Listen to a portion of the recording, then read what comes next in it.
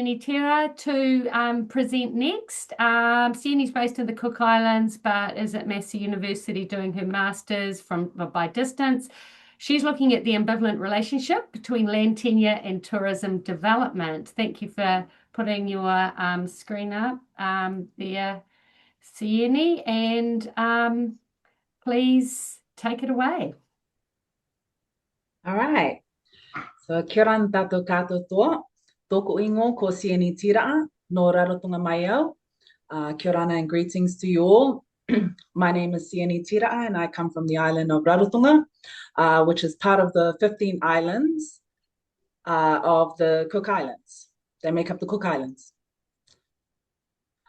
The focus of my research is on the ambivalent relationships between land tenure and tourism development on Rarotonga.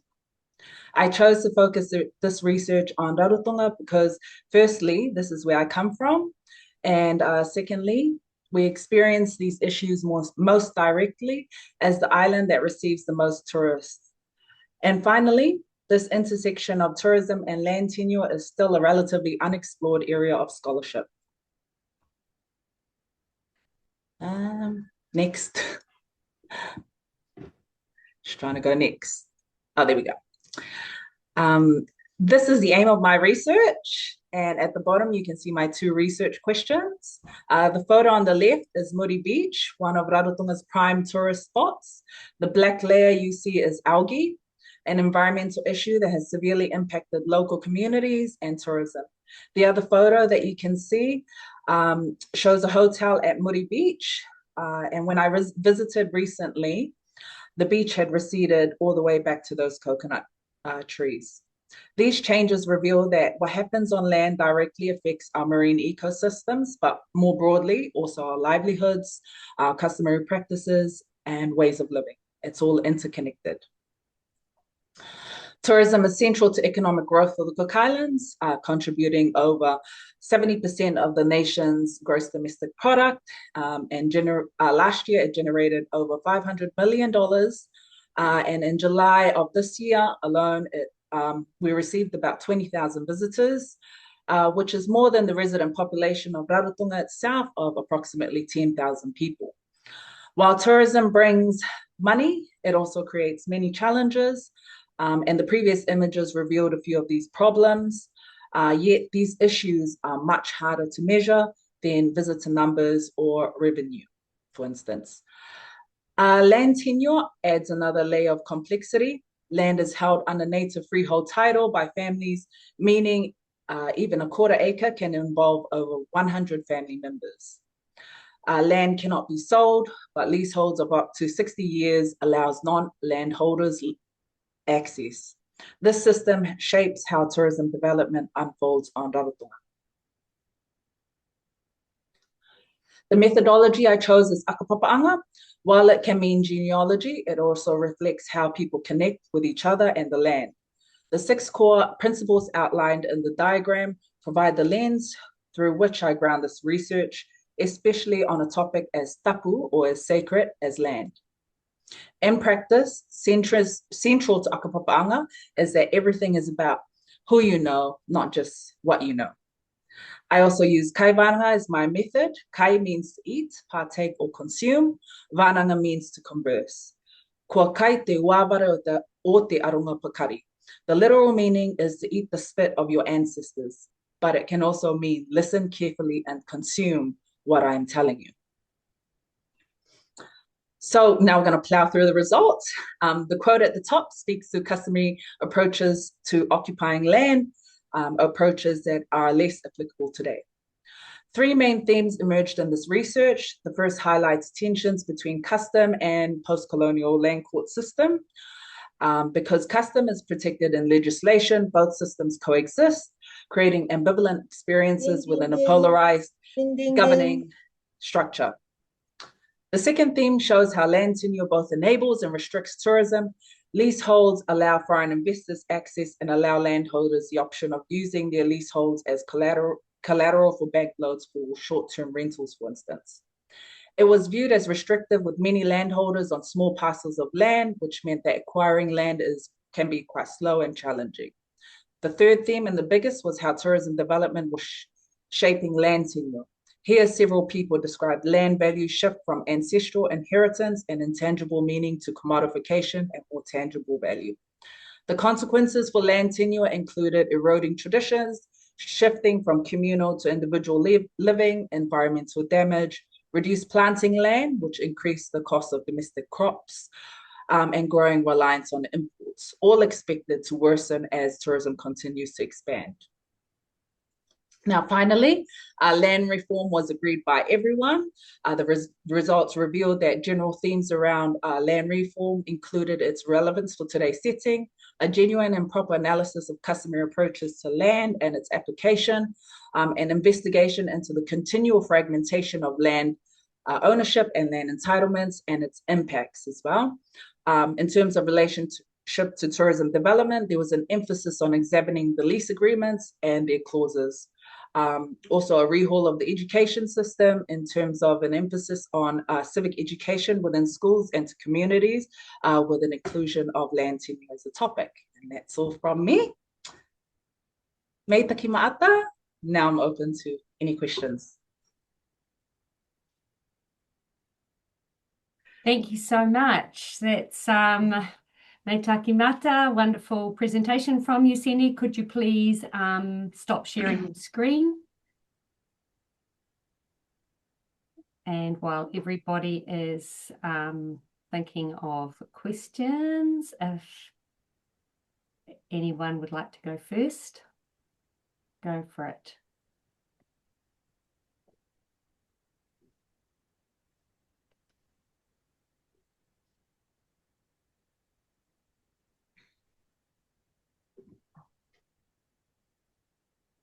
I have a question. Right. Siani, thank you for the wonderful presentation. Do you have I like your recommendations at the end about education and so on. Do you have models of this working elsewhere nearby in similar contexts? Of using education as a means for land reform or is that Yeah, what you mean? as well as what was your first recommendation above the education section? Land reform. Land reform. Yeah. Yeah. Not quite, not as yet. I'm still going over my last bit of my recommendations and linking that to the literature as well and what else is out there. At this moment, I'm really on my theoretical framework, which I'm using post-structuralism, post-colonialism, post-development, and there's all quite dense theories, but it involves the power of discourse and language and how language shapes meaning and obviously we can see that there are power dynamics in this as well. So yeah, that's where I'm at right now. Yeah. Thank you for your question. Yeah, interesting question, Jessie, and it's kind of like relevant for all Indigenous peoples, isn't it? Like, can the education be used to help ensure that the next generations are empowered with the knowledge and that sense that self-determination can, making things happen in the interests of their people. This gives me a good tip in terms of looking into that, because this is just from the findings of what people have shared with me of what they feel that could contribute to land reform, first in terms of education, because land is very abstract here, and it's very complex to get your head around for a lot of people. Yeah. Fascinating. Do we have another question from the audience? Remember, that's our role too, not just to clap and be supportive, but to think about how could we also expand things. Travel, was that your hand going up? I was just, yeah. Fantastic. Thank you, Seni. Me taki mata. I love that you've gone into this area in doing your masters, and land is a very complex issue for us back home. I was just wondering whether you've taken into consideration about the succession of land, that when you go into court, that there's a difference between the succession of land and then the application of landowners. landowners and succeeding, because I've found through conversation with family that there's an issue in the court system that doesn't allow the landowners that have come back to apply for land, that it has been issued with a succession by the courts to the what they call house sites. House sites. So they're not landowners, but they've been living on the land. Then now they're called as house sites as part of the land. I'm not, yeah. So I was just wondering whether you have looked into that area as well and maybe dive deeper into, so it can be more transparent to our people. Yeah, Yeah. yeah, I haven't gone into succession itself. We know that you would have to, a genealogy is very important. Akapa'anga can also mean the recital of one's genealogy as well. And the proving of who you are connected to that original person within the registration of titles is very, very important. But in terms of the details of and the challenges of the land court, I haven't gone into that direction. Yeah. I had to be quite focused, as Regina has advised me to be in terms of my objective of this research and getting to that. Perhaps that's a PhD topic. Happy days. Looks like you got a bit of support there from Professor Emma for that idea. Wonderful. Again, let's have a round of applause to thank Thank you. Sienni, what she shared. That's awesome. Great. So lovely. Two presentations on tourism from Te Herenga Waka, Vic, and from Massey to start us off. And now we are going to Kunal. Is Kunal with us? I don't see his name here. So, I'm sorry, what was that, Fong? I don't see his name here. I don't see it either. Perhaps you can try and email him. And meanwhile, if Bangsa is happy to go next. Yeah. You are? And Yes. is that correct? Because you've got, I know I asked about yeah. your pronunciation. It's just that on the name sheet, it's Jasing. Yeah, it's my first name is Jasing Ong, but I just have a habit of writing my last name first. Oh, okay. Jasing Ong. Jasing Ong, it's wonderful to have you with us today. Thank Let's you. get this right. And you are from Te Herenga Waka, Victoria Yes. University as well, supervised by Dr. Valentina Becker and Marcella, Dr. Yes. Marcella Palomino Shalasa, and it's great to have you with us, and we're looking forward to hearing about your research. You've been here for the last two presenters, so you're aware of that you'll get the ding, ding, ding on 4 minutes. Yeah. If Kunal ends up joining us in 10 minutes time, we'll have his presentation, but we're really looking forward to hearing about your research, which partly comes from your lived experience, but looking at the desire to be Kachin, cultural continuity and identity work among 1.5 generation Wellington Kachin youth. So a round of applause, please, Thank for you. everybody to welcome Jiaxiang Ong Yes. today. Thank you. Thanks. Thank you so much for the introduction, Regina. Okay, hello everyone. My name is Ja, and I'm doing a research titled "The Desire to be Kachin: Cultural Continuity Identity Work Among 1.5 Generation Kachin Youth" in Wellington, so it's very local. And a brief background: Kachin people are from the northernmost part of Myanmar, and due to generations of political unrest, many ethnic groups within Myanmar were forced to leave. And the first Kachins to arrive in Wellington was in 2007. With only 5 households, and now we have about 115 members, and majority of it is through birth, which means we have a lot of youth and children. So it's really important for our community to start talking about how can we support and protect the well-being of our children and youth. And I wanted to contribute to that by just looking at, even if it's just a little bit of contribution, by looking at identity development for the 1.5 generation. And it's a way for me to give back to my community that raised me through research. So my research questions are, 1, how do 1.5 generation Kachin youth navigate identity across cultures? 2, what roles do mothers play in, 2, how does language shape their identity? And 3, what roles do mothers play in supporting this journey? And I've included a bit of mothers because we know that women are the bearers and transmitters of culture and language. And I used semi-structured one-on-one interviews. I interviewed up to 6 youth participants, 3 mothers, and then later I welcomed the youth to partake in the art-based group workshop to create whatever they want that showcase their identity journey. And from all the interviews, transcripts, and the artworks, that being one of them, I was able to see 3 big common themes that influence the identity development of the Kachin youth in Wellington.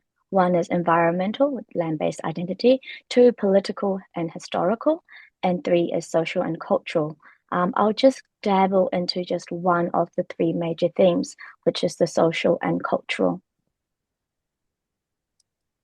So social and cultural, we saw that there is a temporal aspect of identity development for the Kachin youth.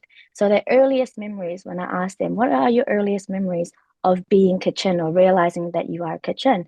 And they said it was when adults would tell them, why are you speaking in English? You should speak in Jingpo. And then they're like, okay, but why do I need to speak in Jingpo? Because I'm living in New Zealand. And then for others, it was being what they say forced to learn songs in Jingpo and dance and wear cultural clothes at Sunday school.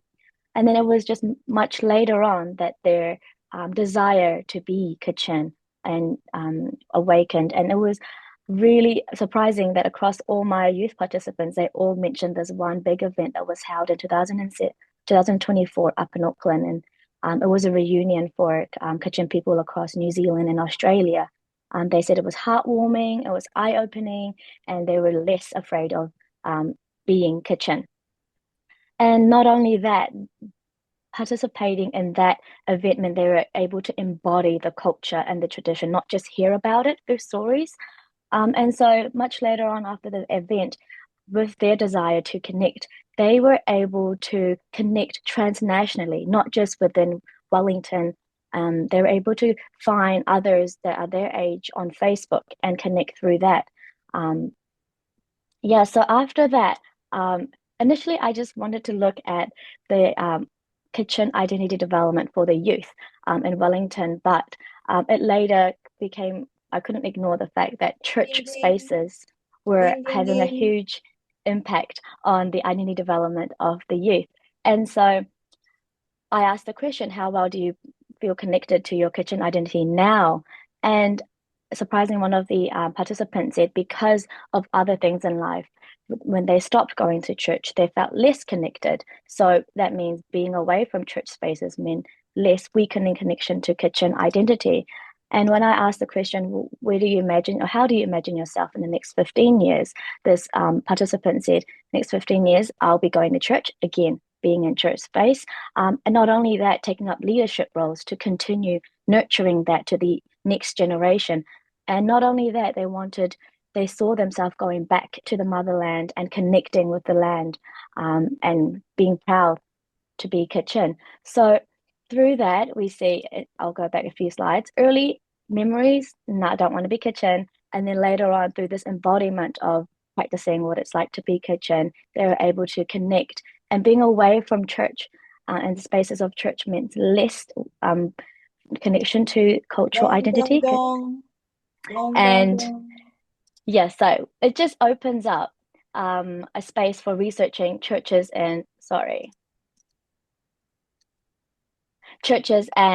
religious organizations as agent for cultural transmission and identity, particularly for diasporic communities, and the impact that the diasporic churches have on the development of home country. Thank you, everyone. Thank you so much. That was great. So I'm using two different things because, for a presentation for the slides. Oh, okay, great. Yeah. No, fantastic. And can you just stop sharing your slides, please? Wonderful. Yep. We've still got you on spotlight though. I'm going to sneak in with the first question, which is, there's lots I could ask, but can you explain a bit more about how when you use art as a method, how you do an analysis of that? Because we all know how most of us know how thematic analysis is done of semi-structured interviews, say, but how about with the art? That looks fascinating. And how did you do that analysis? Thank you for the answer. So the artwork came after the post, after the interview, and I just said to the youth, after reflecting back to whatever we talked about in the one-on-one interview, just I posed that question of creating something, and I chose artwork because our youth had, when we were doing Jingpo language school, when I ran that program, I realized that a lot of the youth struggled to express deeply between two different languages, English and Jingpo. And so having artwork meant that it was a different way of expressing whatever they have said in the interview. And after I also gave the participants opportunity to describe what was written in the art. So I do have transcripts of what the participant explaining their artwork as well. And so they would point to each of the symbols and say, this is that, and this is this. And I drew this because of that. So my analysis is based on what they have said in the interview and then the transcript of them explaining their artwork. Awesome. Thank you. Fantastic. Thank you. So, right, yeah, you can get the text around the explanations. We have time for one more question. Is there another question? Oh, Right, no, Jessie. Oh, sorry. Jessie, there might be time for yours too, Kat. Sure. Thanks, Ja, for your presentation. Can you say more about what is 1.5 generation and a little bit more about the situation of Kachin in New Zealand? Of course. Kitchen people in New Zealand were quite small. We've only got about 100, like around 100 up in Auckland and up in and down in Wellington. We're very recent. We're recent migrants anywhere in the globe. Mainly because it's harder to get out of Kachin state compared to other ethnic groups in Myanmar because of the geographical location. And we call it. I initially had second generation, but with the cultural advisory team, they said second generation poses too much pressure on the community to be at a certain level of development. And so we looked for other option, which was 1.5. And I saw that 1.5 used across many other identity literatures, but that was done for like quite a long time ago. And 1.5 meant that, yes, they are born here, but they don't have that sort of level of settlement or integration into the host country yet, mainly because of the parents or the first generation's situation. Yeah. Great. Well, that was nice and succinctly answered. So, Kat, what's your question? I was just want to say that was a fantastic presentation and really, really interesting research, which I think is really valuable. And as you kind of hinted to at the end, applicable to a whole bunch of diasporic communities in New Zealand and abroad as well. This finding around children kind of finding their desire to connect with their cultural identity in older age, as they get a bit older, is that something that was unique to your study, or is that something that's documented in the literature as well? Is that is that just kind of, I guess, maybe when they're younger, maybe they're more, I don't know, they want to be like their peers and they kind of come into their confidence and their identity as an age. Is that something that you found was common, or? It's very much common. I kind of went in just wanting to know what my youth thought, because I'm also a youth leader at my church. So we're very close. And I thought, okay, what are you guys going through? But it's very common across all literatures. But I think the unique thing about the youth and their desire, or the development of their desire to be kitchen for my participant, is that the youth grew up in New Zealand, in Wellington particularly, and New Zealand and Māori are leading in Indigenous study and development. And so seeing the way Māori connect or revitalize their language and connect to the land. In other chapters, in the environmental chapter, I write a lot about the land-based connection that our youth are seeing and taking on from their Māori peers, and then taking it to, okay, how do we connect to our land? We don't have our land because it's back home, you can't go back. And so I think that's I would say, and the church part would be the slightly different or new aspect of my study for my participants. Thank you. Okay, that's awesome. Thank you so much. Round of applause once again. Well done, Jar. Lovely. And it looks like Kunal has not joined us and has not responded to your message. Is that right, Fong? Yeah. Okay. Okay, so could I please ask the two other judges to send Fong your scores to date for the master's presentations, and then we will be moving on with the PhD ones. Great, just making sure my attachment is there. Okay, great. So 3 really nice master's presentations. Well done to all of you. It's actually very impressive to see the very interesting questions you're asking, the theoretical aspects of them as well as the practical, and you're all working at a really high level. And yeah, I wish you well with completing your thesis, and also what you do in future, whether that's moving on to further studies or yeah, let's see if you get inspired by these PhDs to come, right, in the next round. So thank you again to all of those master's presenters. We've got 7 people presenting in the PhD category. We will be doing all of the awards at the end. Okay. So if you can't stay in for all, you might want to tune back in a bit later. But we have got 7 great presenters coming up, and I'm just going to ask our first PhD student, who is Travel Makara, to please share his screen. You've got a presentation, Travel? Great, fantastic.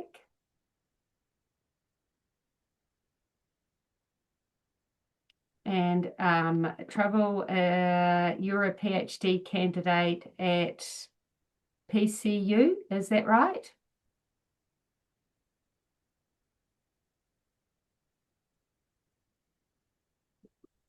And Suva? Yes, that's right. Yep. And Thank you. PCU is Pacifica Communities University in Suva. And Travel is going to be talking about Matutu theology, language revitalization for holistic well-being in Avaiki Nui. So very warm round of applause. Looking forward to your presentation, Travel. And start when you're ready, and Fong will start the timer.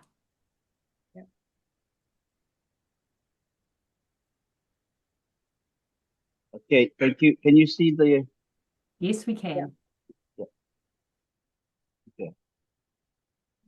Te kira tātou katoto. My name is Travel Makara, and as you can see there, that's the translation of revitalization of the Māori language. Reo Māori ki te aireni, a kōranga.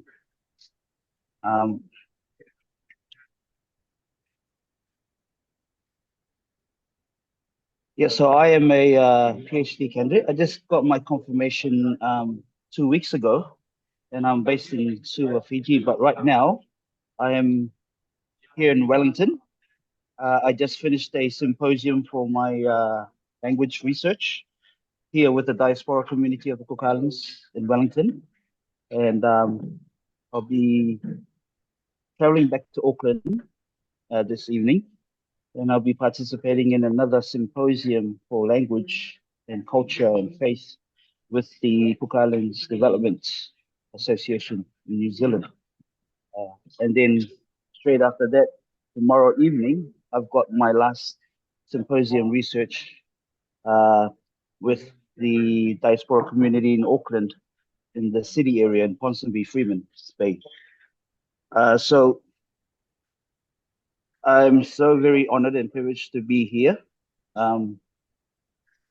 presenting a little bit about my PhD thesis and my journey at the moment. So as Regina had read out my dissertation, Matutu Theology, Language Revitalization for Holistic Wellbeing in Avaiki Nui. Avaiki Nui is the name that I use as a decolonial tool rather than using the name Cook Islands.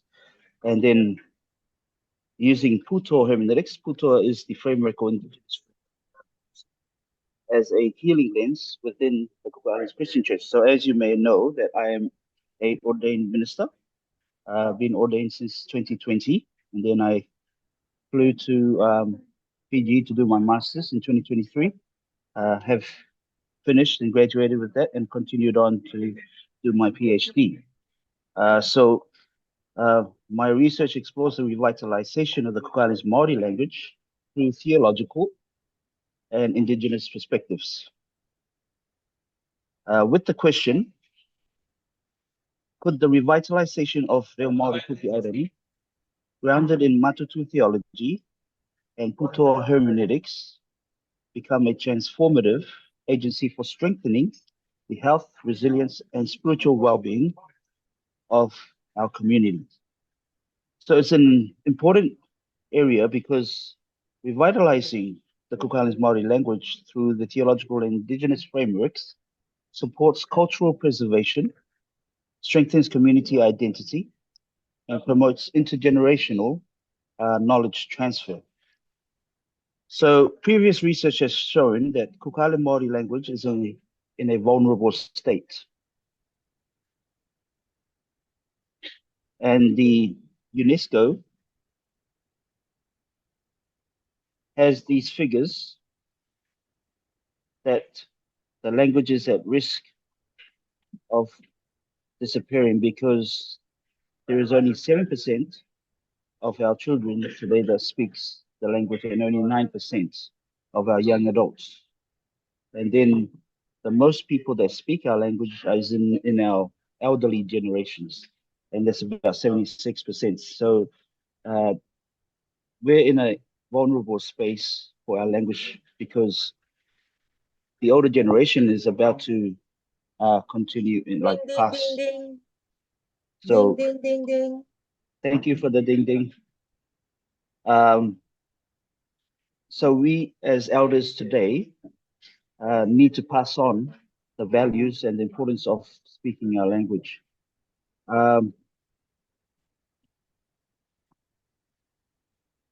The main aim of the thesis is to explore the theological significance and indigenous frameworks for reviving our Cook Island Maori language.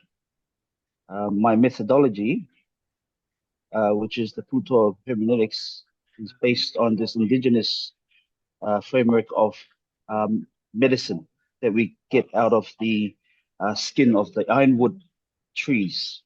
And those are the different stages that I implore into my research and findings. So my thesis contributes to offering a more value and respectable idea to our modern generation about our language, to really capture and take our language to the next phase. And so with that being said, I'm still in my early stages of my research. And so I'm returning back to the Cook Islands to do more workshops and interviews. And hopefully that this research will be something that will be utilized and explored in our education for our language. Thank you. Me te ki mata.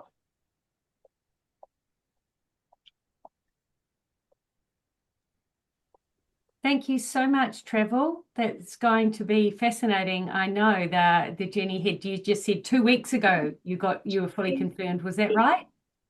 Yeah, Yes. wow.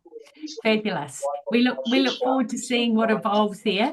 And it's also good news that the sorry, somebody got some sound coming on in the background. Something's feeding through to the meeting. Perhaps. Okay, that's okay. Thank you. Was that coming from you, Trevor? I'm not sure. Now it's okay since you're muted. Okay. What I was going to say was we've got the DevNet conference that Valentine and her colleagues will be hosting at Te Healing and Waka Victoria Uni at the end of this time next year. So perhaps you will be ready to present more of some of your findings as well at that point. Does anyone have any questions for Trevor? Such an important topic with language revitalization. Yeah, I have a question. Lovely. Please go ahead, Sieni.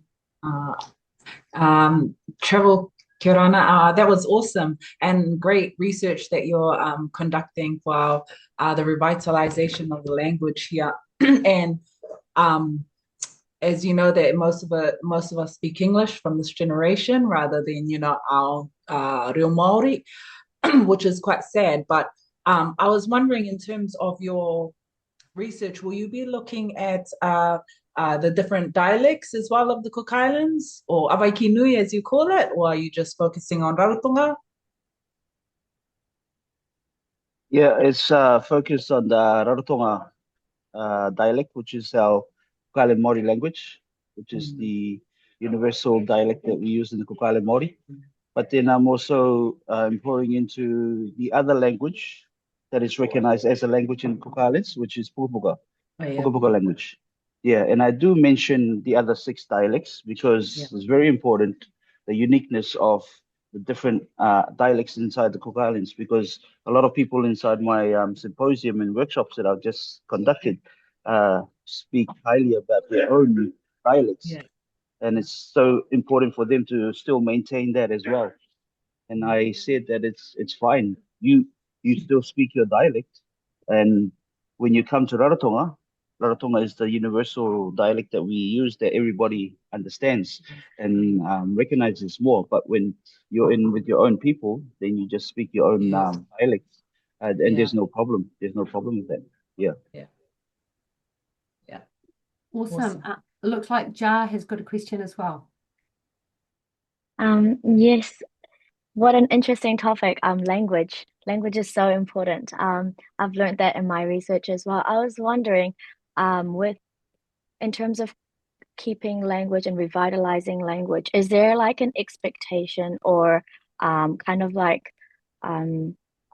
a thinking that's like, okay, we're not going to be able to revitalize like the pure language. There will be areas where it can be not be pure, because we definitely do lose language as generations go, and we can never, I think for my own culture, we can never go back, especially for diasporic communities, we can't go back to have that original because the environment that we live in is so different. So are your research, or in the area of research, is it expected that 100% won't be? And in what areas? And Yeah, thank sorry, you that for that wasn't worded question. properly. Yeah, I understood your question. Yes, language is always evolving, and our language today is not the same as the original language that was spoken. So a lot of times today, we have a subcommittee from the government that creates new words for our Kuala Māori language, because a lot of our words came from our Bible, Kuala Māori Bible, and so there are words that our ancestors used back in the days that we don't use now, and we are starting to bring them back. Like, for example, the word for wisdom in the Bible is pakari, but the old word before the Bible was kamatu, and a lot of our peoples don't know that. So it's up to us, the intergenerational speakers of the language, to revive these words, but with the understanding as well that moving forward, the language will not be the same. For example, social impact, social media. Social media is translating and evolving in our language that we use in our own language, in Cook Islands Māori. So that's also an aspect that I am also looking into through my research and my journey in my PhD. Thank you so much, Me Taki Mata Travel, and very best wishes as you continue on the PhD journey. Me taki. Awesome. Okay, so I'd like to warmly welcome Noa Iimin, who is from Waipapa Taumatarau, the University of Auckland, is going to be talking about bearing the brunt, Indigenous women's adaptive capacity to extreme heat events in Myanmar and Thailand. We've got several presentations which link to climate change, which is super interesting. And I think there's going to be some good discussion across them. So yeah, lovely to have you with us today. I will get the spotlight on you in a moment. And then we can screen share now. Yes, your screen is sharing very well. Thank you very much. And as soon as you are ready, feel free to make a start. Yeah, thank you. Good afternoon, everyone. The topic I'm going to share today is bearing the brunt, Indigenous women adaptive capacity to extreme heat event in Myanmar and Thailand. Let me start with a question. What was trending on your feed this morning? War and conflict or a celebrity scandal?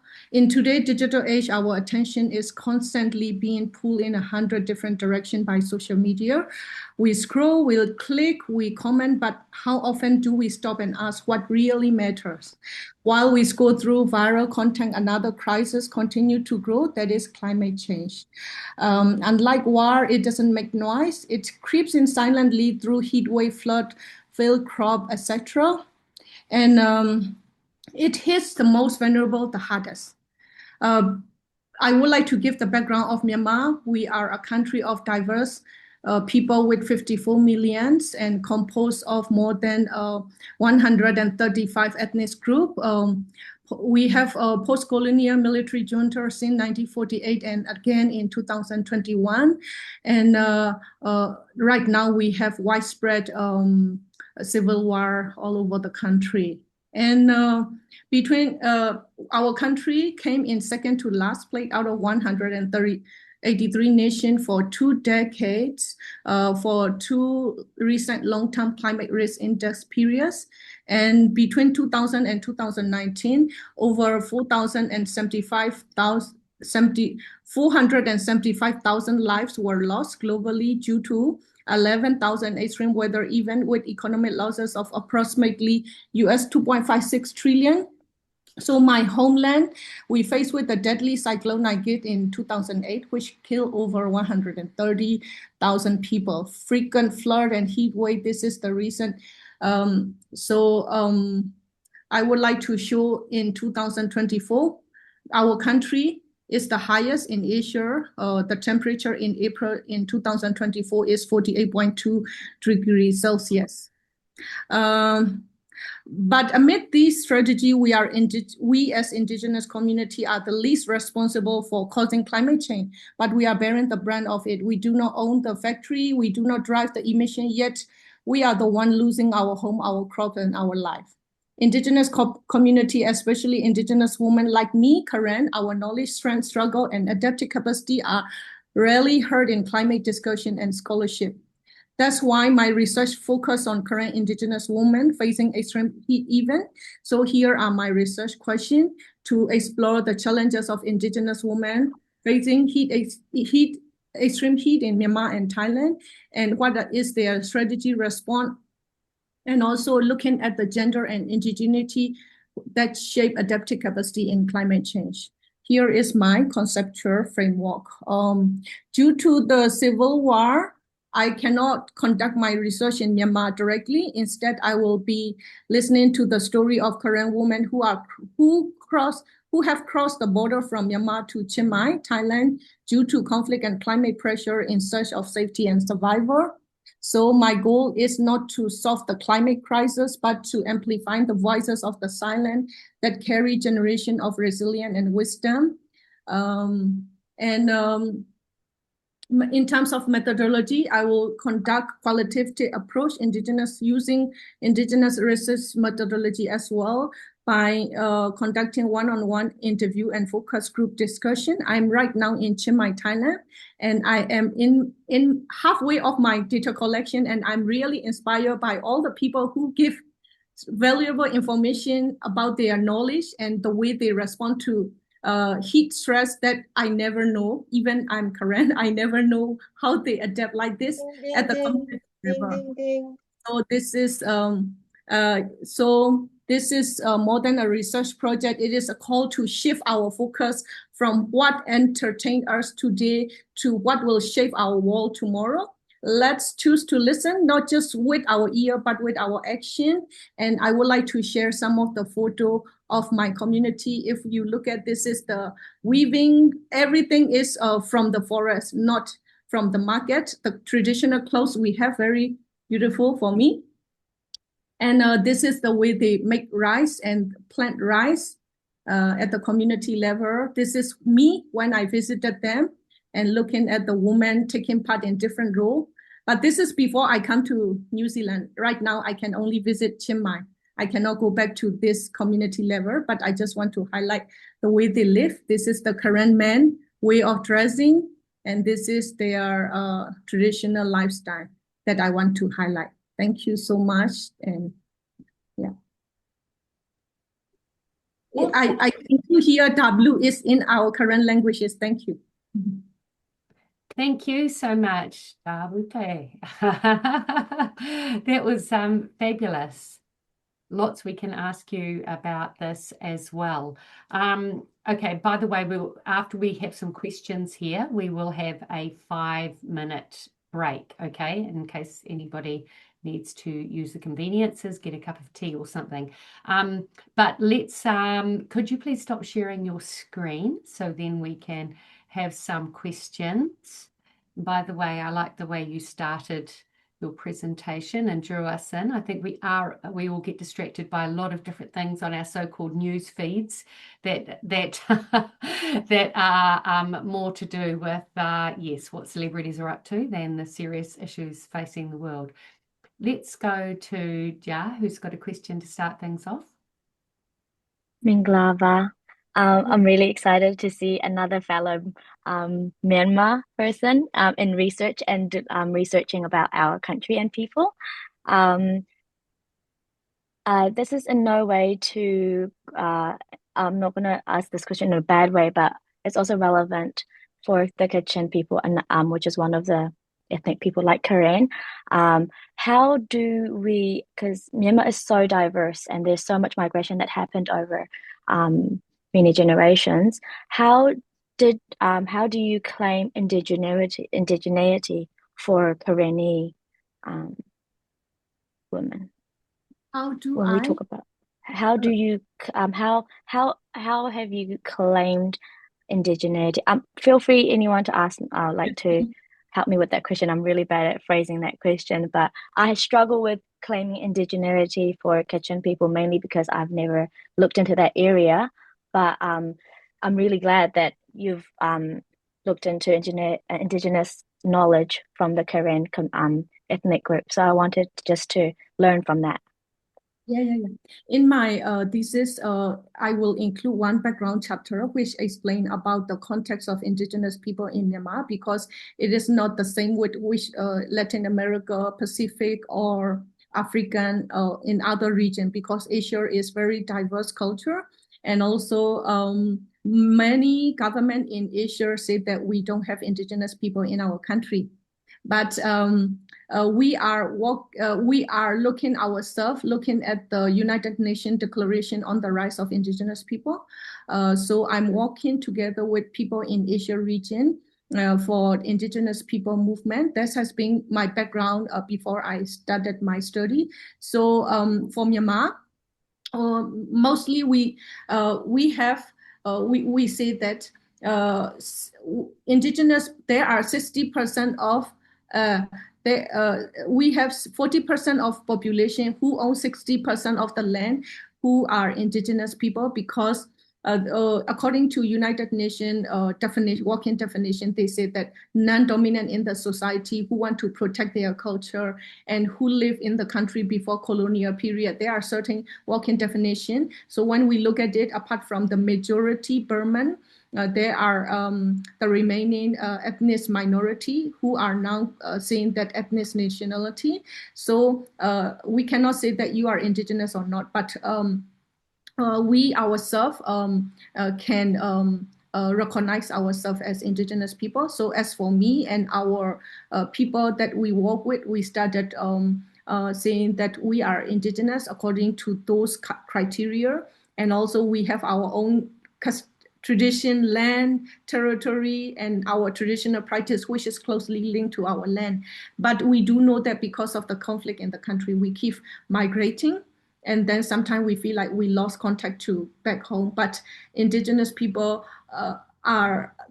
cannot be said that because you are away from home, you are no longer indigenous, because it's our identity that whether we keep it or not. So there we'll have a lot of discussion. This is a political discussion, so it is in short, no? I just say, but if you are interested in, I can collaborate with you more in the future for discussion. Thank you. Thank you so much. Great. Thank you for that. And a quick response to this one, please. And that is, I'd like to know a little bit more about what women said to you they did to adapt to the heat, because you said they had a whole lot of interesting Yeah. Just one thing, no? They call it in current language, they know. I never knew that, not. The lady who explained to me, she came from the same region with my grandparents' region. And then she said there is a tree bark that they use. So that one can be used as like traditional medicine, like you make it like a little bit, put it on the stone, and then you got the juice, like things like that you can drink. When there is super, like fever is too high, if you drink that one, you got cool down and you can overcome like the heat coming into your body. That you can drink, or either you put on your face, it's protect your skin as well. When there is extreme heat, there is your skin reaction. But that one, so they are now in Chiang Mai, but they bring that one from their village to here. And I started saying, okay, you have this one. And I asked other people, and then they also say, almost everyone that I saw, they say like, yeah, we have it. We bring from home to here, because it is not available here, but we use it for heat, stress, and protect from skin, and also for health.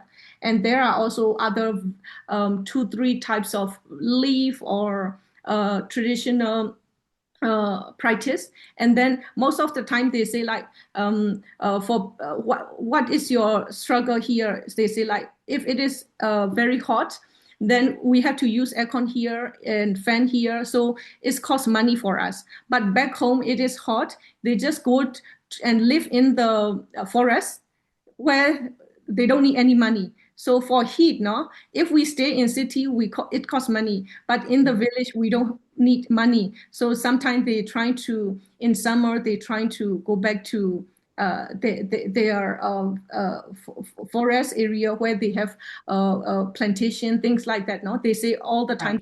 Most of them say that. So some of the things that I think I'm correct, but I learn new things from them. Yeah. That's wonderful. I'm sure your grandparents would be pleased that you're here, that you're learning those things too. Fantastic. Thanks again very much. Awesome. Best wishes with your continuation of your research. Okay, 5-minute break, everybody.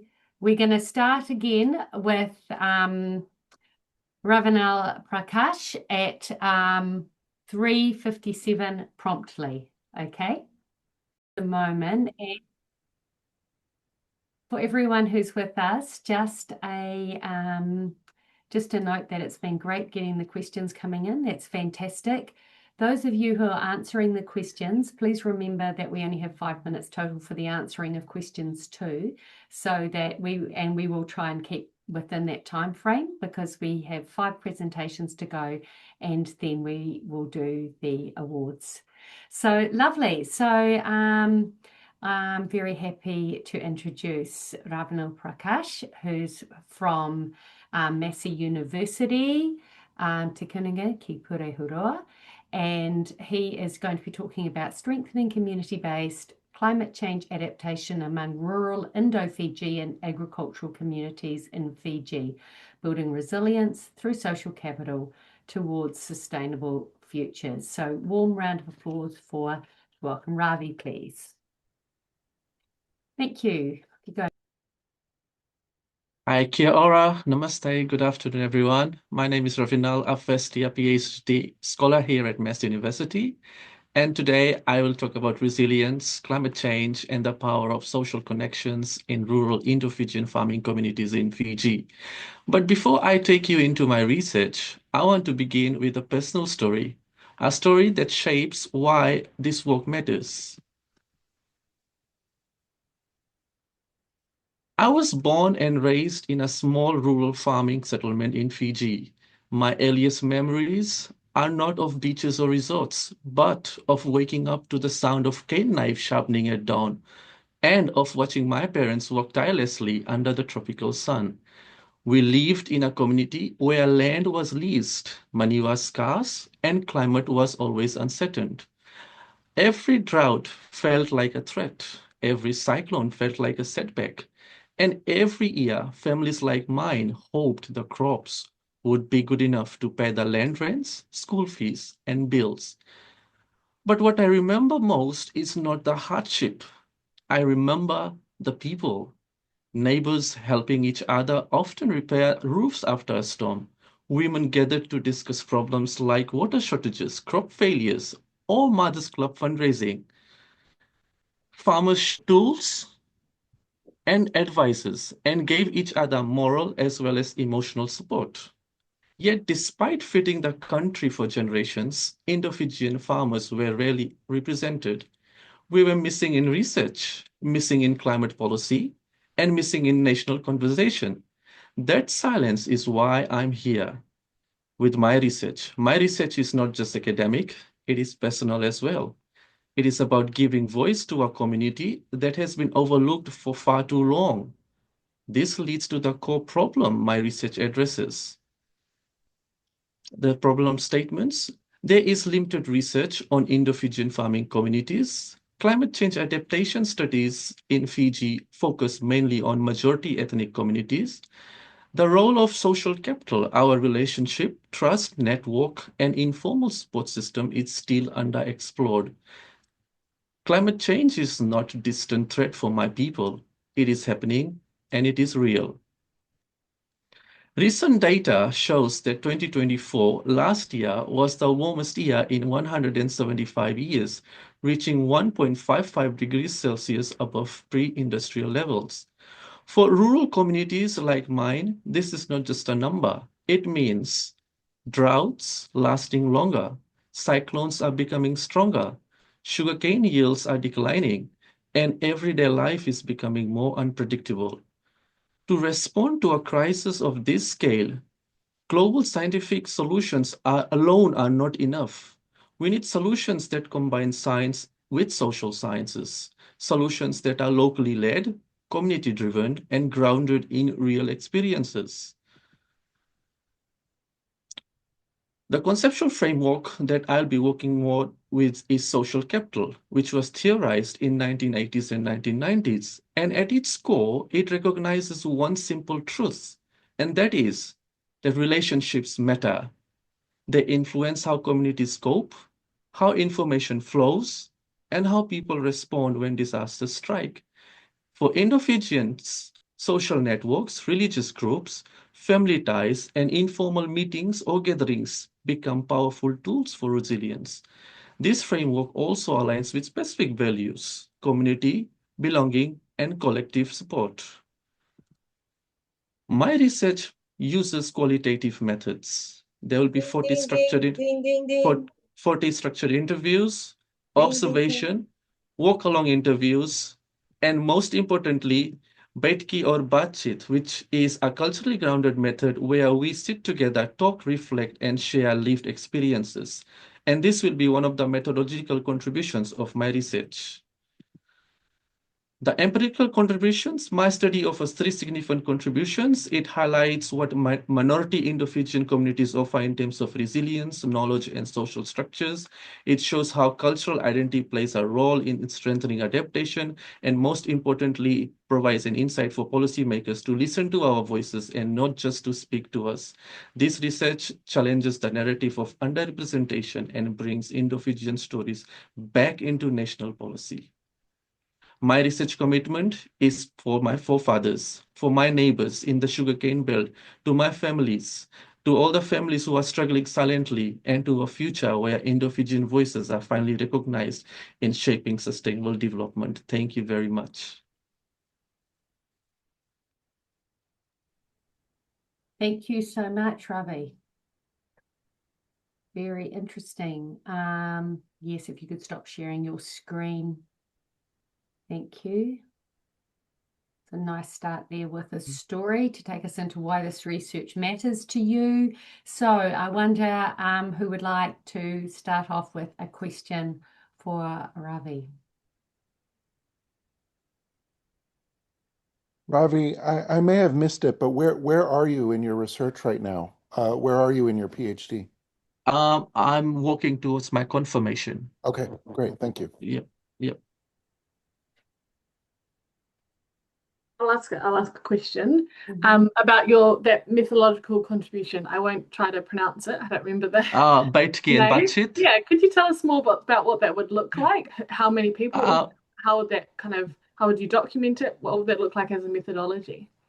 So Baitki and Batchit, this is the Fiji Hindi term. Baitki means to sit together, and Batchit means to talk.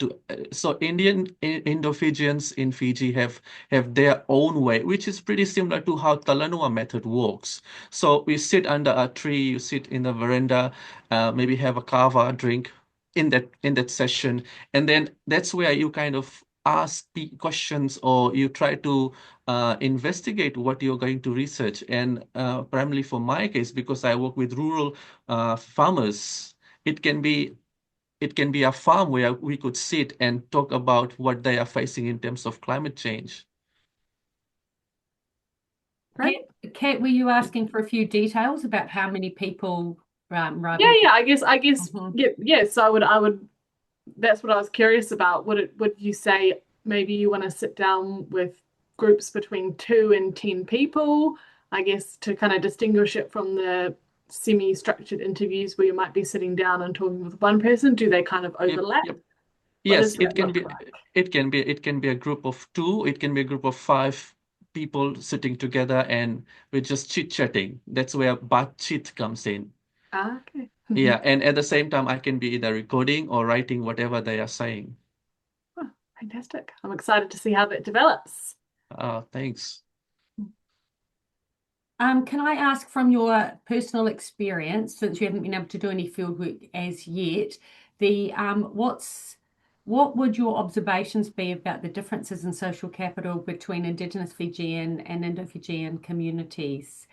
Like social capital is clearly really important. You've seen it in action when other disasters have happened and that have affected sugarcane farmers and homes of people in your community and others in the past.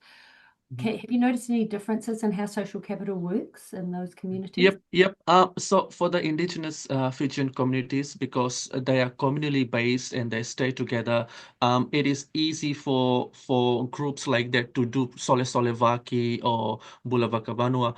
And for Indo-Fijians in Fiji, they are more individualistic in nature. That means they don't stay communally. They stay separate, far away from each other. Yet in the essence of social capital, they are somehow or the other related in wherever spaces they are living in. So there are times when they group together and they talk about how progress can happen at a community level. Okay, I think that's going to be really interesting, seeing how that different geographical distribution of people, Yes. but it's still there's still ways in which social capital is an important for the ways in which they respond to disasters, etc. Very best wishes with your research. Thanks again, and congratulations on competing in these awards.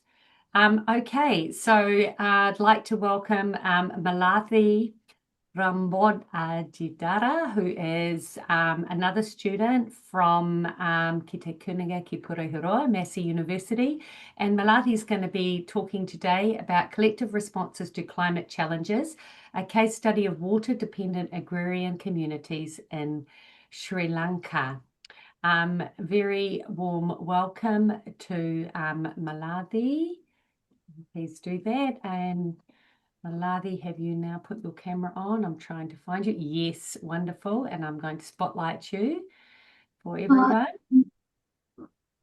Thank you, Regina. Can you see my presentation? Yes. Is it a Word document, or are you trying to do a, we're not seeing a PowerPoint. No, actually, I have a PowerPoint. It's just, I'm sorry for that. That's okay. See if you can find that to share. Yeah, of course.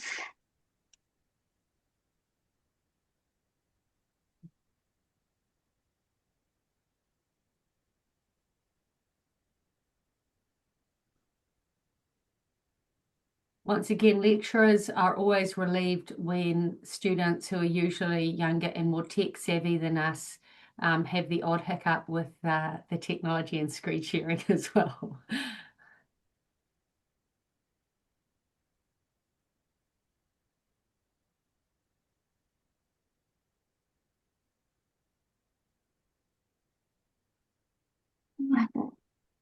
Would you like someone else to go next, and then while you sort that out?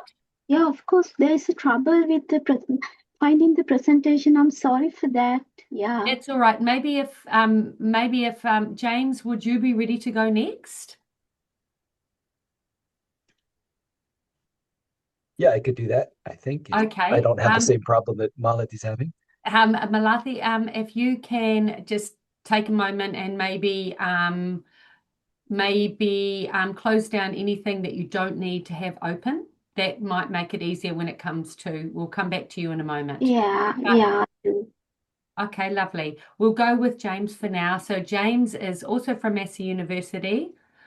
And Autonomy Bilongwanem is the name of his research. Autonomy for what? Key findings and analysis from research in Papua New Guinea.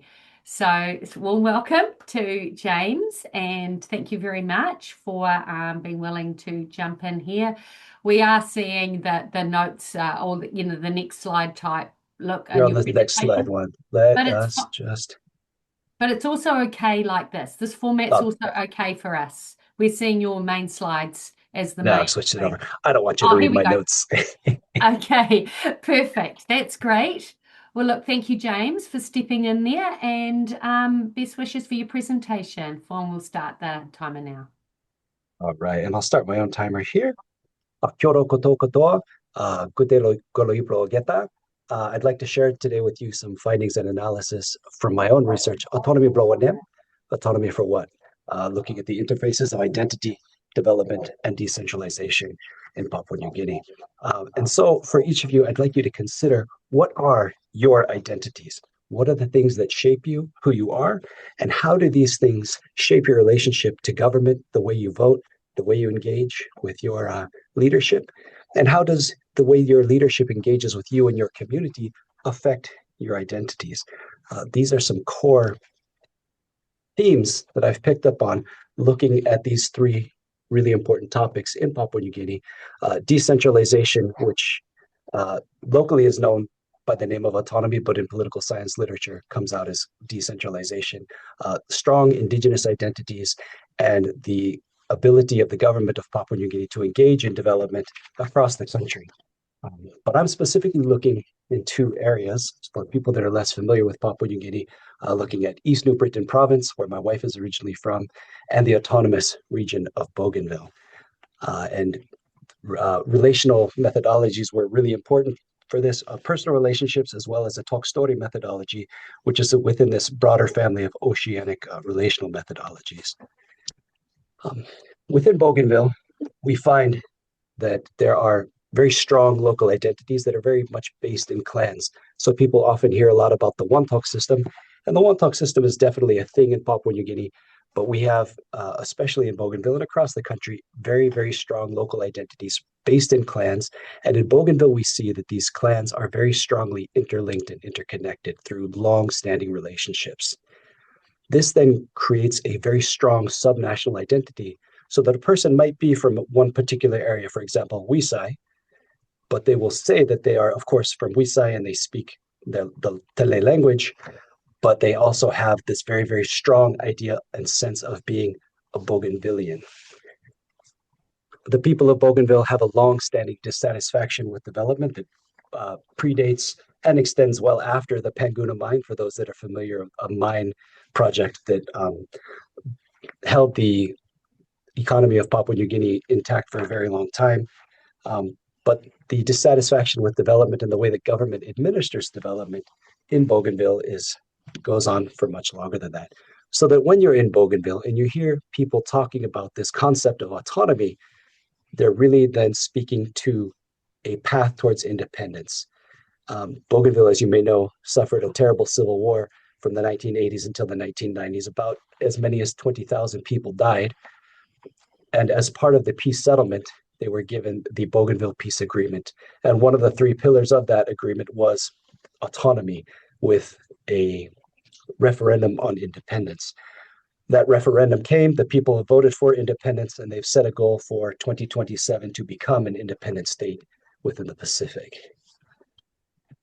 On the other hand, in East New Britain, we also see strong local identities. But East New Britain is really dominated by one particular group of people, despite their fact that there are 20 different language groups within the province. And that's the Gunantutun people, who we see here in this slide. Because the several different language groups and clan groups throughout East New Britain don't integrate nearly as well, or have these long-standing intermarital relationships like we see in Bougainville, then we have a very weak subnational identity. We don't see a very strong sense of people saying, I am an East New Briton, that we feel this very strong sense of provincial unity. But across East New Britain, we see also a dissatisfaction with development, especially with this very imbalance of development where you have two very urban areas and then lots and lots of urban areas that feel like they're overlooked or even second-class citizens. So then in East New Britain, we hear a lot about decentralization in the form of special autonomy, which is really a push by the leadership of the province to regain control over local resources that was lost after government reforms in 1995. So autonomy in Blawanem, what is autonomy really for? Across Papua New Guinea, and especially these two subnational entities, we see Indigenous identities are still playing a really key role in community life, and a much stronger role than the idea of being a Papua New Guinean or citizenship in the nation. The national government is very weak in its ability to distribute development resources, particularly money and education. And so we have the same word, but two very different contexts, means that there are very different meanings and different end goals for decentralization and autonomy in Papua New Guinea. And I look forward to answering all of your questions. Thank you. Oh, good. Thank you very much, James. Fascinating research across two important areas of PNG. Could you please stop sharing your screen? That's right. Stop share. There we go. Fantastic. So we'll see you with a lovely sunset. Where is that? Oh, this is a sunrise in Hauula, Hawaii, just for everybody. Recognize my people back home. Awesome. How lovely. Great. So do we have some questions for James? Yeah, sorry to spoil the climate change theme. Got a little political. No, we'll intermix it with everything here. Annabelle's got a question for you. Please go ahead, Annabelle. Thank you. Hi, sorry, this is going to be a little bit of a jumbled question, but I wondered if you'd looked at other nations that had gone through similar processes. And I'm thinking about my time that I've just spent in Indonesia and looking back on the history there. going from decolonization to quite a strong dictatorship through a military coup, and then into a very decentralized process that kind of further entrenched a lot of inequality, corruption, and various things. I wondered if you had any comments or thoughts on that. A little bit, decentralization is a very big topic across a lot of political literature, and a lot of it, especially a lot of it originates out of Europe, and a lot of it's not very relevant. I think the Indonesia examples, especially if you look at Aceh and West Papua, or Papua as the Indonesians call it, has some relevance, but Indonesia also is a very different format. And so you can look at, there are some broad similarities, but there are also some really specific contexts that can get lost if you look at those. And so it's kind of a balancing act of trying to walk that path between, yes, there is literature and I'm familiar with that literature, but also saying, PNG is just such a unique set of entities that even though Indonesia is not that far away, and West Papua has got that land border with some really crazy colonial histories on its own, there are some relevances and some connections, and there's also a lot of disconnections. Thank you so much, James. Great. Is there another question there for James? Otherwise, I have a crystal ball one. If you haven't, if there hadn't been the conflict in Bougainville, do you think that autonomy might have been, in terms of people's aspirations around it, might have been more similar across East New Britain and Bougainville? Like, how much did the conflict and the obvious response and the way in which people had to, having a blockade in place for so long, having to have all of that self-reliance for so long, and also the huge tension between the state, identities are strong in probably every ethnic group to some extent across Papua New Guinea and other Melanesian countries. But the conflict, to what extent? Yeah, absolutely. That's an interesting idea, because the conflict is centered around the mine. But I remember speaking with some of the conversants that I met with there in Bougainville, and one particular who was a major leader in the Bougainville Revolutionary Army, saying that the mine was just a conflict that essentially, the mine was a catalyst, but that essentially conflict was inevitable. In their idea. But the one thing that the mine did in Bougainville was that it gave a very, very common, for lack of a better word, a common enemy, so that all of this Bougainvillianness then had a target to differentiate itself from. And so that even if that had gone into a different form of conflict, rather than an armed conflict, but some sort of maybe political standoff, we could see that.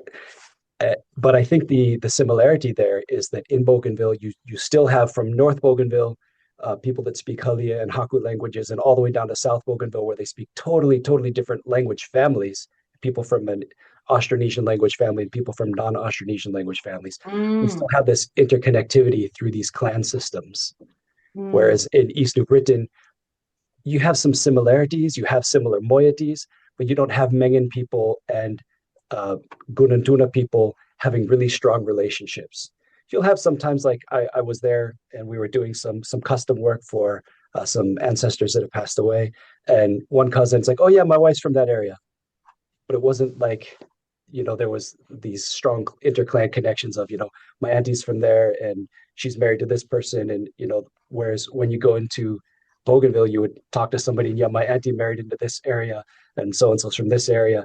And then you started getting these really strong identities. And Marilyn Strathern has theorized, as well as Ray Wagner, a lot about this idea of fractal identities. And I went there thinking this was just kind of highfalutin anthropological theory, doesn't mean much. And then I'm talking with people in Bougainville, and they're basically saying exactly what Marilyn Strathern and Ray Wagner are saying about fractal identities. If you hit one of us, you hit 500 of us. If one of us has to return something and pay back something, 500 of us are responsible. And we might not even know this cousin, and they speak a totally different language, but because we're from the same clan, we have to respond and we have to support. And we do that because we know when it's our turn to need support, it'll come. Interesting. No, that's fascinating. Hey, thank you so much, James, and best wishes with writing up your research. Can everyone congratulate James again? And I'll remove the spotlight. And shall we have another go, Malathi? Yeah. Can you see my presentation? Yay! Finally. Happy days. Yes, we can see your presentation, and you're going to be talking about collective responses to climate challenges, case of water-dependent agrarian communities in Sri Lanka. Can everyone please give a warm welcome to Malathi? And please make a start whenever you are ready. Thank you so much, Regina. Good evening, everyone. My name is Malathi Rambudakedara, a PhD candidate at Massey University. My presentation today is about collective responses to climate challenges, a case of water-dependent agrarian communities in Sri Lanka. Before I start my PhD journey back in 2023, I conducted the initial field study in dry zone areas in Sri Lanka. There, one farmer told me about the desperation of downfall of their irrigation tanks and they are experiencing climate change. That farmer said, we experience droughts more than ever. Without enough water in our small village tanks, our farms collapse and survival becomes critical. But some neighboring village tanks and farms endure. I don't understand why. This farmer is living in dry zone areas in Sri Lanka, where human existence is nearly impossible without irrigation because of water scarcity. Therefore, ancient inhabitants built small village tanks to store water. Then they can use this water in dry periods, especially for cultivation period. These tanks survived over 2 millennia, and even today, as you can see in blue dots in Sri Lankan maps, there are around 15,000 tanks operating, supporting thousands of farmers' livelihoods, income, and food security. However, these irrigation systems are now under increasingly vulnerable to climate challenges. And on the other hand, most farmers who depend on this village irrigation system don't have any other viable livelihood opportunities other than agriculture. Therefore, cope up with the climate challenges for them not a choice but a reality in everyday context. With this background, how do we explain the situation the farmer is concerned about, where I initially discussed about this presentation? Why do these irrigation tanks collapse in the one location while functioning well in the neighboring location? How can community collective action support to hinder the sustainability of sustainability of village tanks and farmers' resilience? My research centered on these questions. I did in-depth qualitative field study covering 2 case study areas in a dry zone, Sri Lanka. And I did in-depth interview with water users, farmer leaders, and local level officials. And in addition, I did focus group discussions covering 2 case studies area, including photo elicitation and participatory mapping techniques. In addition, I did field observation covering all the community. My research finding shows that sustainably managed and robust irrigation tanks provide strong incentives for collective action.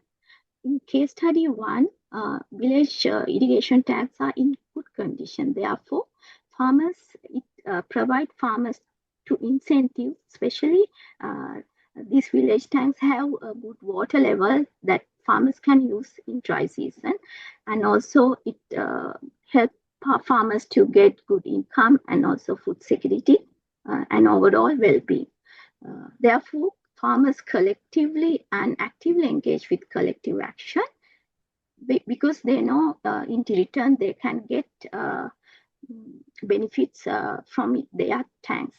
This quote, I think it shows it all, our tank is in good condition. We what users actively maintain it. But in other location, it's a very completely different situation. Most irrigation tanks are deteriorated. Therefore, this tank system can't give benefits to the community. Therefore, collective action is diminishing, and there are lots of tension in water scare period. This situation highlights from this quote, the tank is never rehabilitated. No one takes the responsibility of its upkeep. As there is no renovation, farmers do whatever they prefer. According as such, collective action not always smoothly functioning. Inequalities and power dynamics pose significant barriers. Especially some groups of people have more power to influence collective action. Where that in a way that not represent the entire community's interest. Some tanks get more attention if the position holders of the farm organization have lands under these tanks. Otherwise, less or no attention. We are struggling to get water during the dry period. Even though injustice matters, but there is hardly any voice you can see. No one talks, and if anyone questions it, they won't receive anything afterwards. This quote highlights fear, silence, and dominance of certain groups that impair the collective action. With this condition, when the climate uncertainties happen, farmers, there are difficulties in act collectively and share water and adapt to the climate challenges collectively. Therefore, I suggest it's important to recognize and engage with contemporary realities, which is very important. Thank you so much for listening to my presentation. Thank you so much. That's great. Awesome. And good that we could see your slides, see your images, and you can stop sharing that now. Thank you, Malathi. You've just had major floods as well in Sri Lanka, which were dreadful to see, devastating impacts and large loss of life. I presume these water tanks, or probably we'd call them reservoirs or something, were in areas which are in the more arid areas, but is there also a threat to them because of the more intense weather events, that when there is a big downpour, it's more likely that, you know, the banks become overburdened as well and more at risk of collapse? Is there any danger with that? Or are they in clear dry zones which never get an inundation? Actually, in most areas that I have studied, they have that village tanks and other irrigation systems as well. But actually, these irrigation systems are functioning as flood mitigation methods as well. So for these small tanks areas, no dangers as I know, but there are major irrigation areas for when they spill their sluices. I think there are many dangers happening because of that water. Okay, thank you. Do we have another question for Malathi?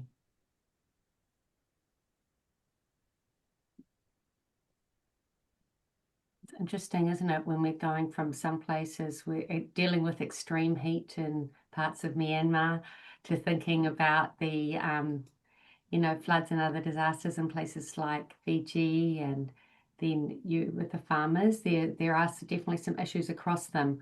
I wonder if Ravi or you have a question that they would like to ask, because there's interesting comparisons.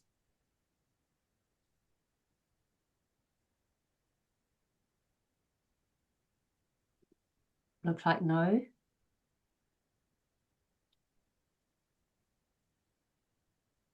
Okay. Anyone else have a question? I could ask a question there, Regina. Thank you. I have to, because Malathi works on the desk just opposite me. Marathi, just like Regina mentioned, first of all, really well done. But just as Regina mentioned, there's just been this, devastation from these natural disasters. And so I'm interested, you're talking about networks and water management. Do these same networks become engaged in natural disaster mitigation, or are these types of community responses, do they engage in other things other than just water management? Actually, mostly, it's a good question, James, and thank you for asking that question.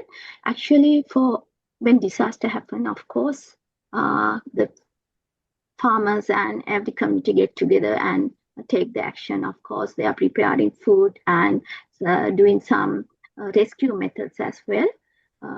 Because last time when I was in the field, one dam was damaging these small irrigation tanks because of the rains, and then that occasion, every farm organization in the ground level together help them to get out from that danger and the harmful situations.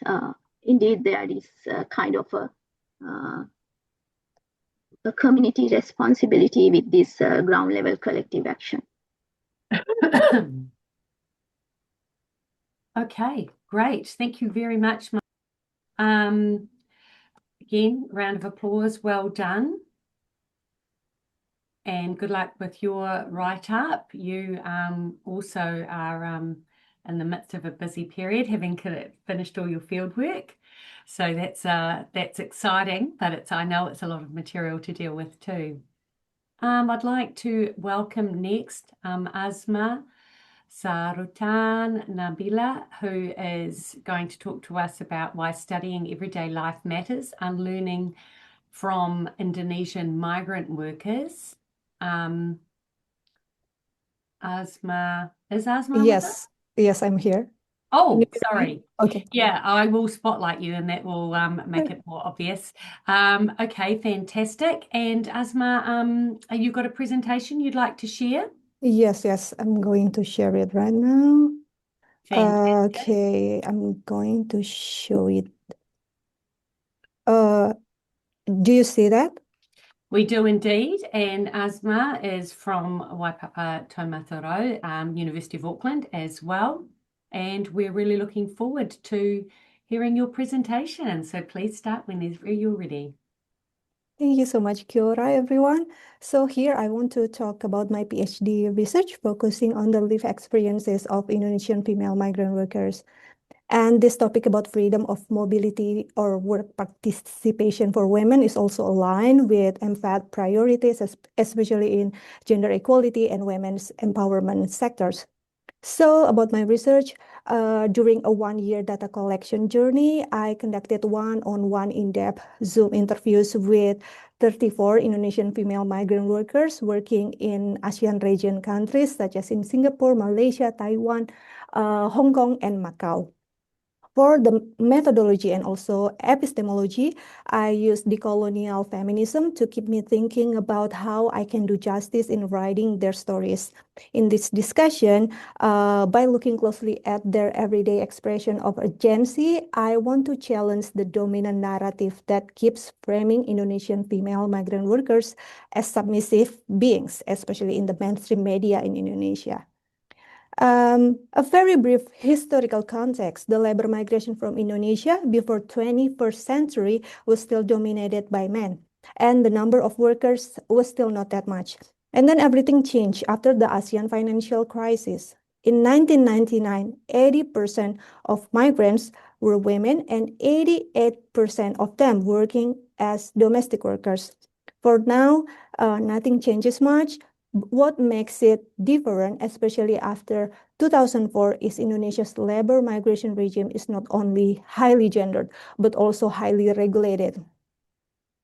What really fascinated me about my research journey is how I unlearned so many things. I often think of migration as a form of freedom, and then so many ways it's true. The Human Rights Convention even say that freedom of movement is a basic right, something everyone should enjoy simply because you are a human being. But for many women of color, especially those from poor backgrounds with limited access to education from countries labeled as underdeveloped, their migration is far more complicated.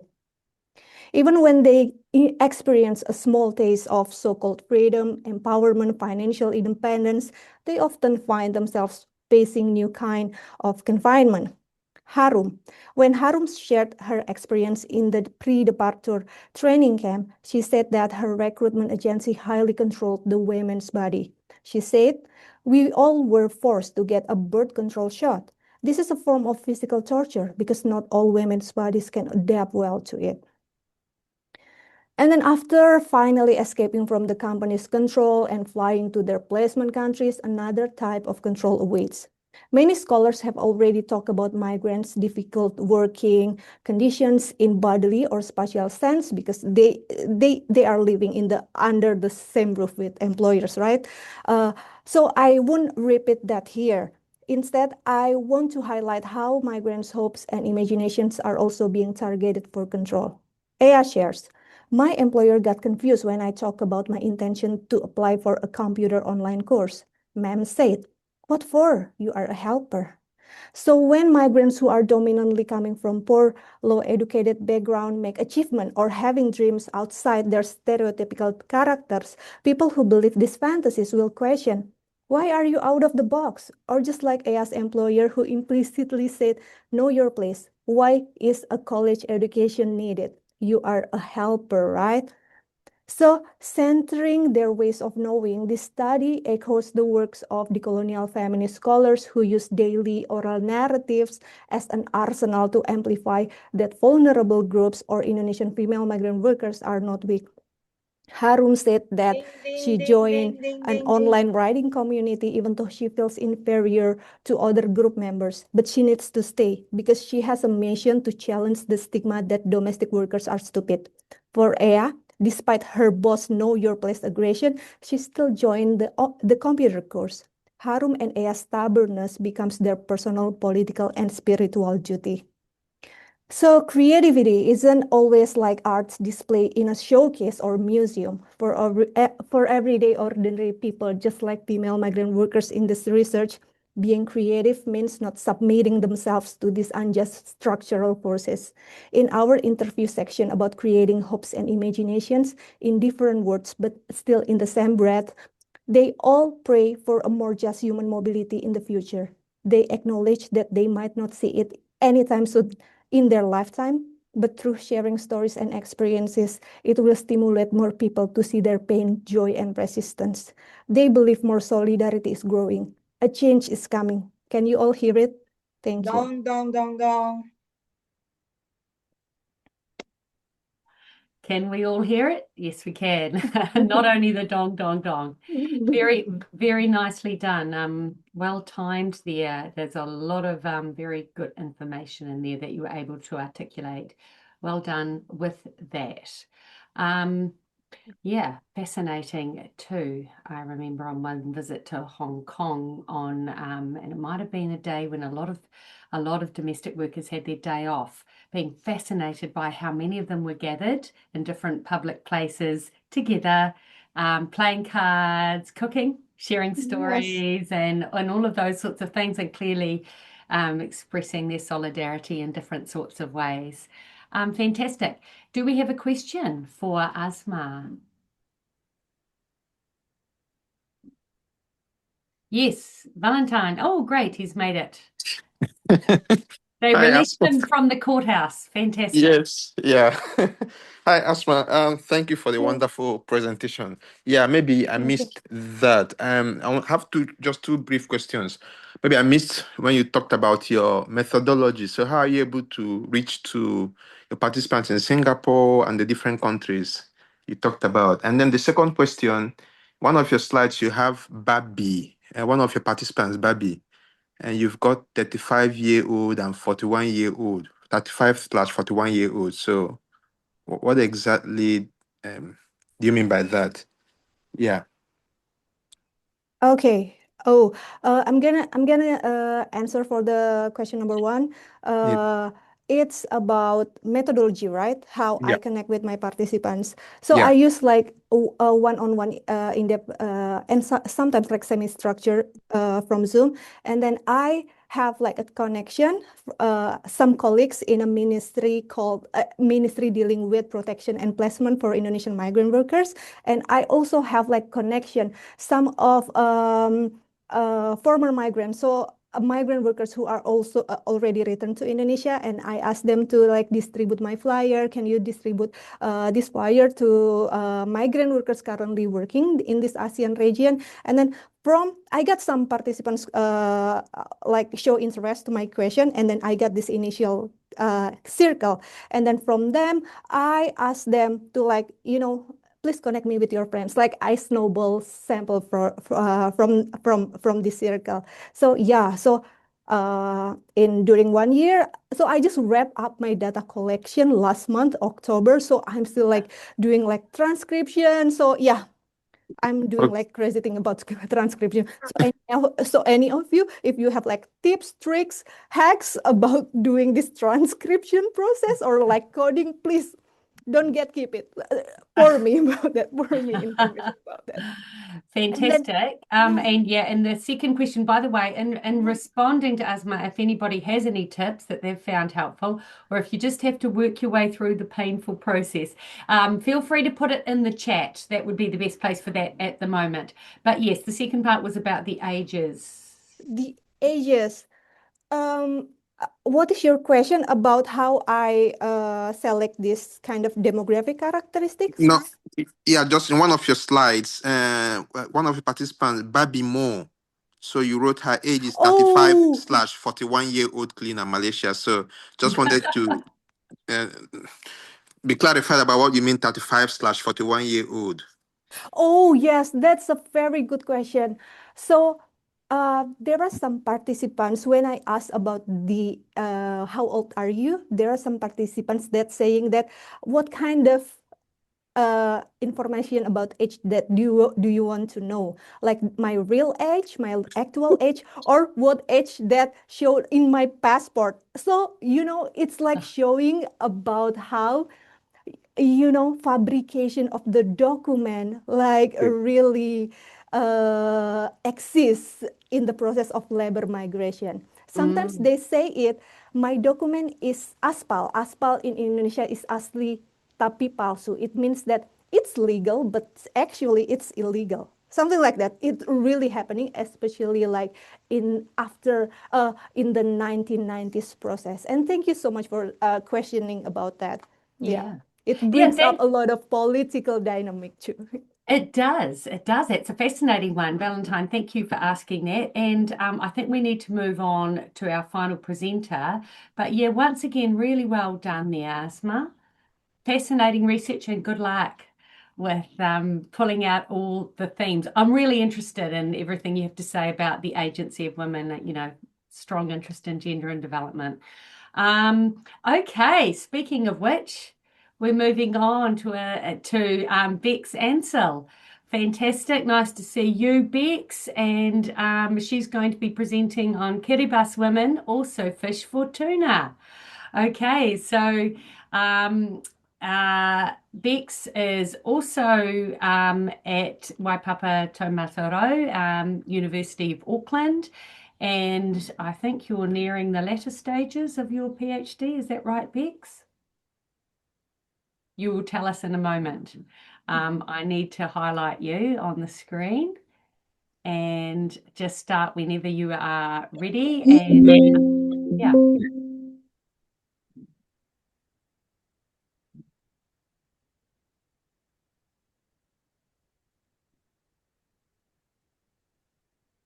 Are you ready to go, Bex?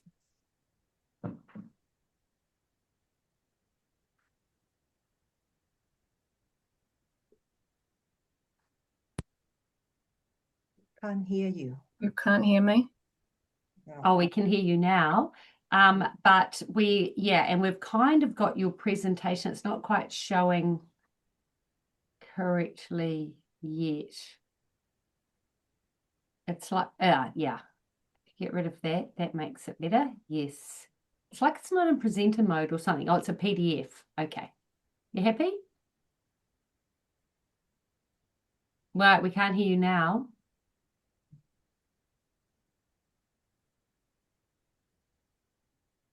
How about now? Yes, right now we can. Happy days. Don't we love technology? Kia ora, everyone. Modi, I'm going to take you to Kiribati. I've just arrived back from Kiribati on Tuesday night. And I'm going to be talking about tuna. Tuna is our identity. This phrase is printed on the uniforms of Kiribati's Ministry of Fisheries staff. It's written in shells above the door to their offices. And it's not just government speak, it's visible in the roadside stalls where women sell skipjack and yellowfin tuna by the dozens of small wooden boats lining the lagoon. There are tuna drive-throughs and the iconic sight of motorcyclists dangling fresh tuna from their bikes. The restaurant menus read tuna, tuna, and more tuna. It's a thriving local industry which feeds 60,000 residents in Kiribati's capital of South Tarawa. In a country with only tiny strips of sand and no agriculture, fishing is about survival, but it's also about culture and social identity and connection to place. That's my next slide. So Kiribati's artisanal fleet consists of 5-metre-long wooden boats with outboard motors.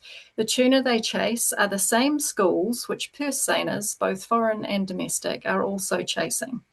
Some countries have banned purse seiners as unsustainable, but Kiribati has just purchased its 8th in a joint venture with majority Chinese control. Local fishers leaving South Tarawa's beaches pass a line of purse seiners and their reefer ships, which dominate the horizon. You can just see them maybe small in the photo I've got here from last week. The tuna caught in these huge purse seine nets are headed for processing plants in Asia. Most of the benefits from industrial fishing flow offshore, leaving a fraction of the value behind and leaving fewer fish for local fishers.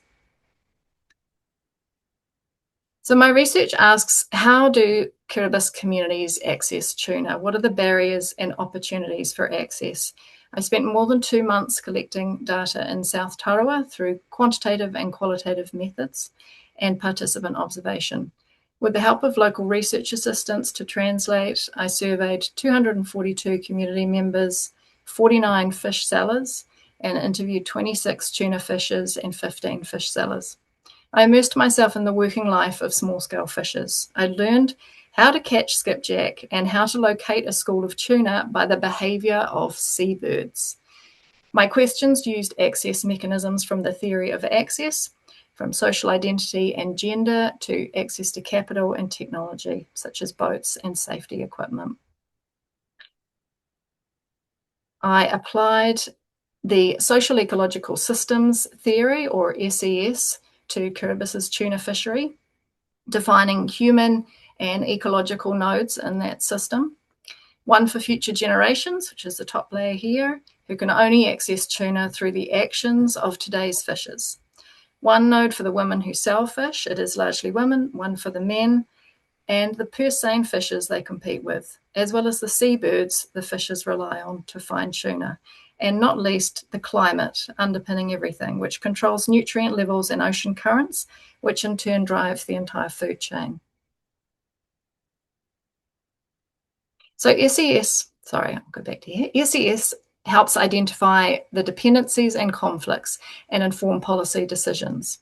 Can we encourage more women to experience fishing firsthand and reduce their dependence on male fishers? Can we reduce conflict between handline fishers and purse seine fishers? And can we better celebrate the traditional ecological knowledge which connects local fishers to their ocean? My data produced some interesting results. Those physically closest to the ocean and the tuna, the fishers and fish sellers, are the ones most worried about the future of tuna. Ding, ding, ding. Thank you, Fuang. 60% of fishers are worried, 47% of fish sellers, yet only 14% of community members. The majority of fishers and fish sellers report decreasing tuna catches over time, while 32% of fishers cite seasonal fluctuations as the major challenge for consistent income. 52% of fishers report travelling further now to find tuna. Women earn half compared to men, and women are reluctant to fish themselves. Men in the community are more supportive of women fishing than women are. But women in Kiribati can and do fish for tuna. I watched Kaisananu, pictured here, pull in a yellowfin half her body weight. Male fishers are the biggest allies and champions for female fishers, with 64% of them supporting women fishing for tuna. My research suggests potential development initiatives provide opportunities for more Kiribati women to try tuna fishing, and review Tarawa's artisanal fishing zones to ensure purse seiners, particularly the growing domestic fleet, don't take all the catch. The men and women of Tarawa depend on their local tuna fishery. Dong, dong, dong. It's their way of life, their identity, and as one fish seller told me, I'm afraid if tuna vanish, we will also vanish. Thank you. Fantastic. That was super interesting to see. And wow, that's a big survey you did, as well as the interviews. Boy, talking about having a lot of data to process, but sometimes surveys can contain things more, especially if there's a few closed-end questions there. Okay, so could we please have any questions for Bex about that research? And by the way, I liked your use of SES and how you showed us in your diagram, you built in thinking about future generations. That was really cool to see. Well, if come up with questions, if there's anything you'd like to elaborate on there, go for it. I'm glad you brought that up. Yes, I haven't seen future generations put into that diagram before. And it was also something I felt with the theory of access mechanisms, it didn't strongly enough point to future generations. And so one of the things I'm suggesting is that theory could be expanded to more clearly highlight sustainability should be about focusing on future generations, that they're able to continue doing those activities that we love doing and can sustain nature alongside us. Okay, awesome. That is lovely. Do we have another question? Everyone's tired. Okay, we're not going to do any awards unless there's another question for Bex. I'll ask the question. Thanks, Kat. That was a fantastic presentation. It was a very beautiful narrative that you told. It was really compelling. I spent a couple of months on a project in Kiribati, and I remember particularly in the kind of less central areas, tuna actually being really hard to access, and the kind of dominance of alternative, less nutritious options. Yes, I think it's a huge, really important study. How did, I guess, when you were talking about fishermen's concerns about the future, were they all specifically the kind of the questions you asked or the conversation you had specifically centered around tuna? How did other kind of, I guess, climate change concerns, fresh water, sea level rise, the loss of, I guess, economic opportunities and the not the brain drain, but the mass exodus of youth from Kiribati, how did all of those other kind of concerns around future, I guess, scenarios of Kiribati, how did they factor into, or if at all, how did they factor into your discussions? So many issues came up during the interviews. When I was doing the thematic analysis, I think I had 30 categories. I had tried to, I worded the questions I wasn't trying to direct things too much. So I think the question was around what changes have you seen over time? We did clarify that a bit with more or less tuna as an example. One of the really interesting things, so there are many pressures, like I said, half of them are seeing that the tuna are declining.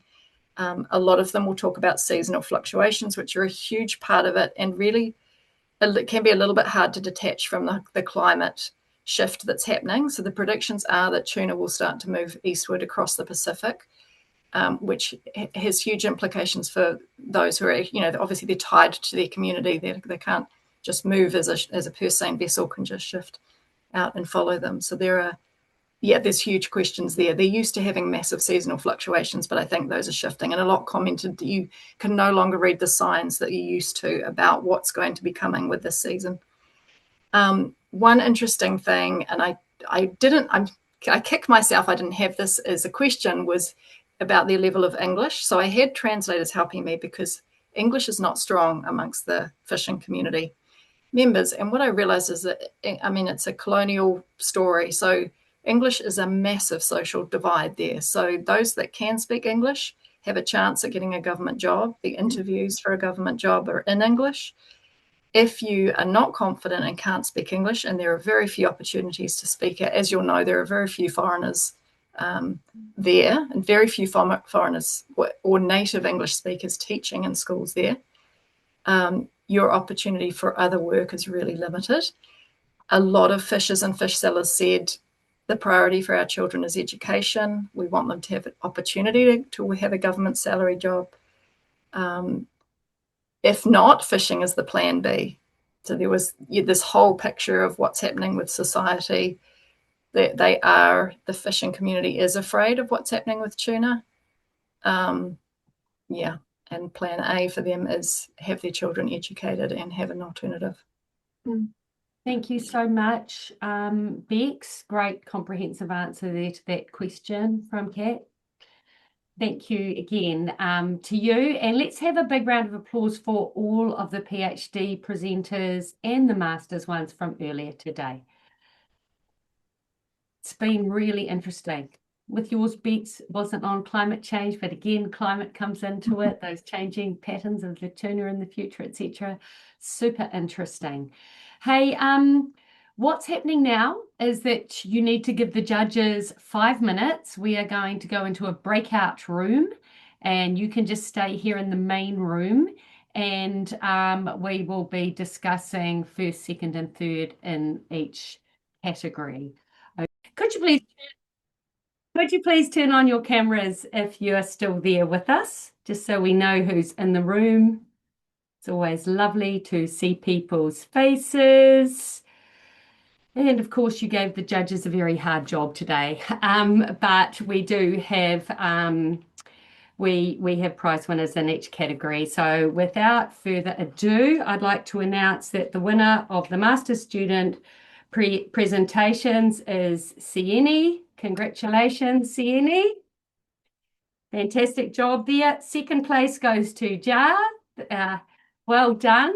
Awesome. We enjoyed that. And Annabelle, congratulations, third place. Fantastic. So thanks very much to all those Masters presenters. For the PhDs, first place goes to Asma. Congratulations. Lovely presentation there. Second place goes to Bex, our final presenter for today. Awesome. Thank you so much. And third equal goes to Ravanel and James. So wonderful. Thank you very much to all of you. If you missed out on a prize this time, don't forget that Valentine and Co will be running the DevNet conference this time next year at Te Herenga Waka, Victoria University, and many of you will still be enrolled and thus be eligible to present there. And we always do student prizes for presenters at that conference too. So that's something to look out for. We'll look forward to your presentations then. I'd just like to give our two other judges, Jessie and Kat, the opportunity to share any words they'd like to. Kia ora, everyone. This was a real pleasure. Congratulations to the winners, but thank you to everyone for participating. That makes all of this so much more meaningful.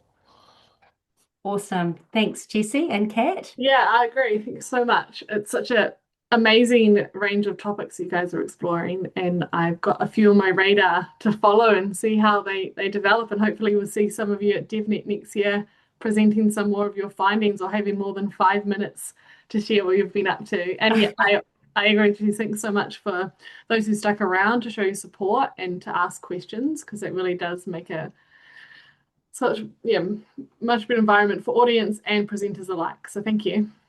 Awesome. And thanks, Kat. Finally, can we give a round of applause to those judges and to Fong, who has pulled this all together so beautifully, made it run smoothly. Once we got the ding-dongs sorted. Brilliant stuff. I hope you all have a lovely evening, and thanks again for being part of this and for supporting DevNet in this way. Kia ora. Take good care. Thanks, everyone. See you later. Thank you.